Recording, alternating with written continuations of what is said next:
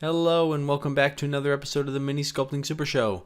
I'm your host Tom Mason, and today I'm going to teach you how to sculpt fur.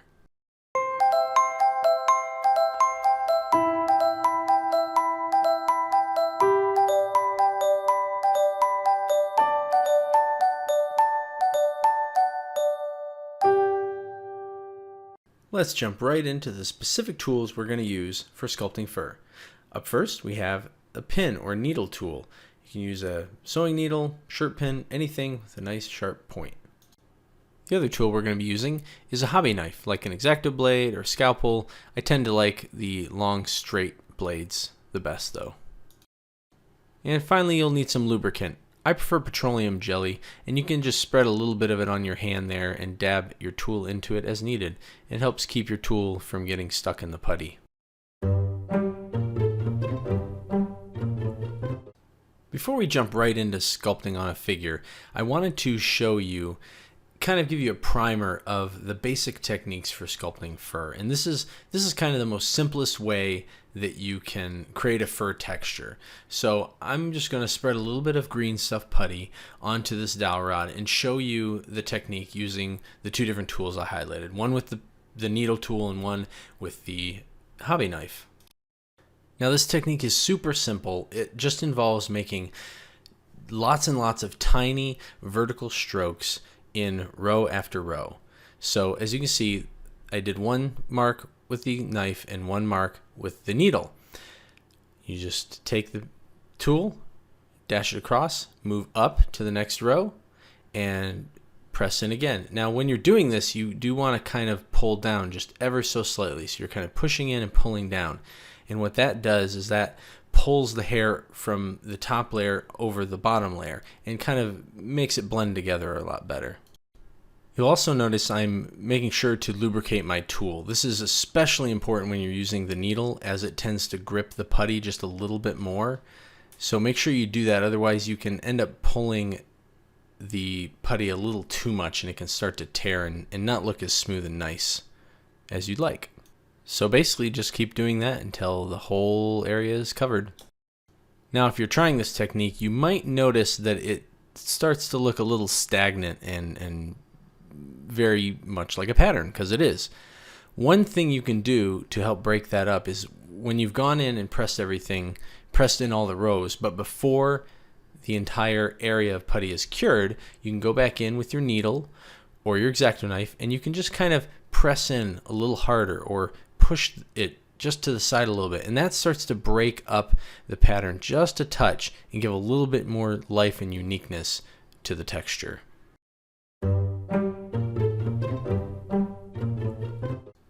Now let's apply what we've learned and start adding some fur to this awesome Conan the Barbarian miniature, which you can find in my store.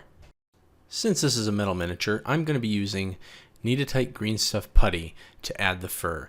It's epoxy putty, so it self-cures and it's very sticky, so it will have no trouble adhering to the miniature. However, if you are having some trouble getting your putty to stick, just make sure you wash your miniature with some soap and warm water, and that should break off any release agent or any sort of material debris that might be keeping the putty from sticking. Now before we can use the specific tools I called out to create the fur texture, we need to use the typical tools we use for all putty sculpting roughing in, and that's going to be your color shaper and or a wax 5 or some sort of large metal burnishing tool. Because what I have to do here initially, I want this to be kind of a large puffy fur pelt to kind of be up and around his shoulders, and it's going to kind of be flowing off to the side and be a bit bulked up. Now I could potentially sculpt this all in one go. However, I don't like to do that. I like to have a little bit more stability and structure when I'm sculpting. So when I have something like this, especially when I'm working with putty, I tend to bulk up a general shape first. It's a little smaller than what I want on the end, but what that'll do is that will give me a nice base to put a layer of putty on top of afterwards, which I can then sculpt with all the texture. From here, I just need to set it aside and let it cure, and then I'll add on the texture.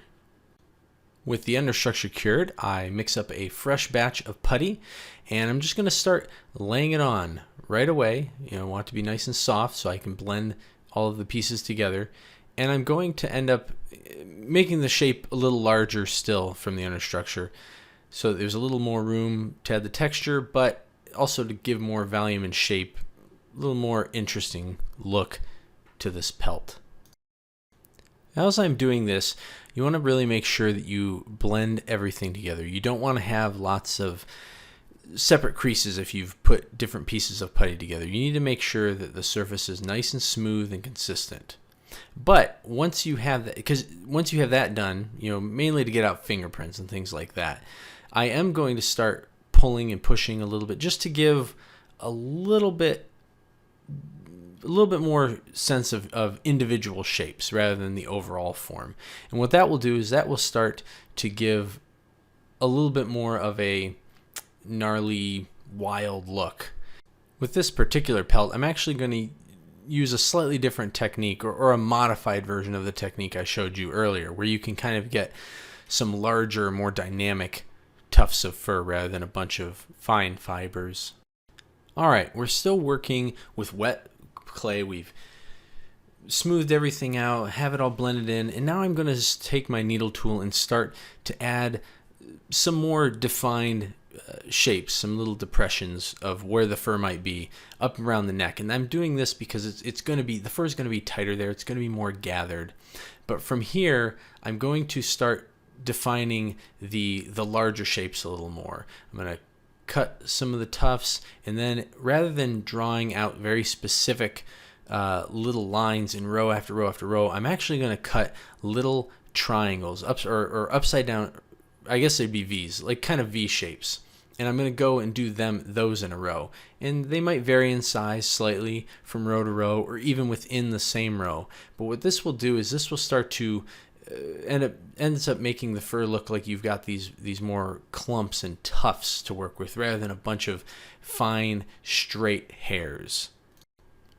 And as you make these little V shapes, don't just press in. You kind of want to push the V's together and up just a little bit, because you're trying to create some dimension in the fur ahead of adding in the final bits of texture that we'll do to really sell this concept. I have to admit, it's been quite a while since I've sculpted something so significant out of putty, so I was a little self-conscious and kind of found myself not entirely sure about how I wanted to go about this. I kept flipping back and forth. As you can see now, I actually wasn't quite finished sculpting all of the rows of these tufts, and so I started to kind of poke in and stab and draw out a few details, similarly to what we did in the initial technique. And that's fine. You can do that. You don't have to follow this entirely systematically. You can go back and forth and work through things, but it is very helpful to get those overall shapes and patterns done before you start putting a lot of detail in. But if you're struggling with it and you just want to see if you're on the right track, don't be afraid to work in a little detail to get yourself motivated. All right, with all the large shapes in, it's time to move on to adding in the final bit of texture. So this is where it's very important to make sure your tool is lubricated, because if you don't do it, especially once the putty starts to set, it's very easy to pull it too hard and start to tear it. So I've got my needle tool here, and I've added a good amount of lubricant in there, and I'm just starting to push into the putty and pull. And that little flick there, you can really start to see that it starts to make a nice fur looking texture.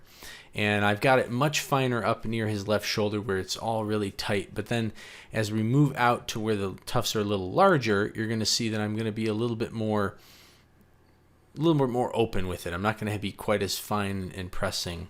Now, I should have brought this up before. I meant to mention this earlier. The biggest difference between using your needle tool to put in all those little fine hairs and the hobby knife is how small it is. So the needle tends to be a little bit thicker. It's got that roundness to it, whereas the hobby knife will slice it in. So if you need something super duper fine, like just a nice fine wolf pelt fur texture with no tufts, then just hitting it over and over and over with a hobby knife is probably your best bet. But if you want to have a little bit more maybe it's just a larger texture, or you want to be able to pull it and tweak it a little more, then I would suggest using the needle like I am here. Now for these V-shaped tufts, rather than going on over them with a bunch of little slashes, what you really want to do is kind of put one, maybe two little indents, something at the top, maybe a little at the bottom to create a tail, and then just to give it a little bit more texture. But from there, you'll see that what I'm doing is I'm just going back in and I'm kind of redefining the tufts themselves. So you can think of this as a much larger version of the texture that I showed you in the very beginning. As you probably know, I'm a huge fan of miniatures. I love to collect them and paint them. But one thing I very rarely do is paint my own figures. And I think one of the reasons for that is I have this weird quirk where, because I've sculpted a miniature and I put it out there and that's the one everybody else has, I kind of feel like, well, I can't just paint up my own miniature because then it'll just be the same sculpture as the sculpture everybody else has. So that's what gave me the idea to add this little bit of fur and conversion. So when I do paint this, it will once again be a unique figure only to me. That's probably also the reason I've never had a completely painted army. I always got knee deep in trying to create conversions. Well, I hope this video helped you learn how to sculpt fur. Can you think of any figures that would look cooler by applying this fur technique? Sounds like another great reason to keep sculpting.